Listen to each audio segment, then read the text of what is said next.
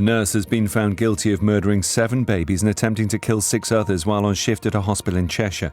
Lucy Letby attacked the newborns at the Countess of Chester Hospital in 2015 and 2016. During the 10-month trial, Manchester Crown Court heard police found handwritten notes in Letby's bedroom with phrases including "I'm evil" and "I did this." She'll be sentenced on Monday.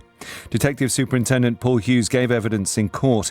He said he noticed something different about Letby when he interviewed her. She doesn't respond to a typical human response that I would have expected. There was no empathy or sympathy with what's gone on at all.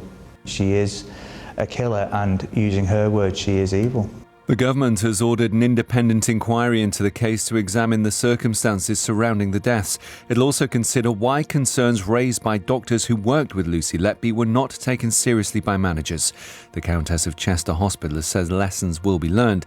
Dr. Nigel Scorn, who's the medical director at the hospital, read out a statement after the verdicts. I speak for the whole trust when I say how deeply saddened and appalled we are at Lucy Letby's crimes.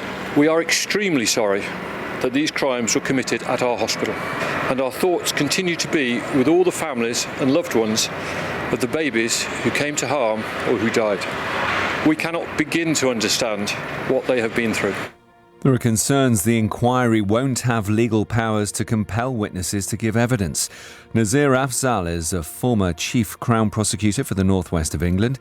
His team prosecuted the nurse Victorino Chua, who was convicted of murdering 2 patients and poisoning 20 others with insulin at Stepping Hill Hospital in 2015. This inquiry will come back and tell you the lessons will be learned. The only time you ever hear the lessons will be learned is when lessons haven't been learned.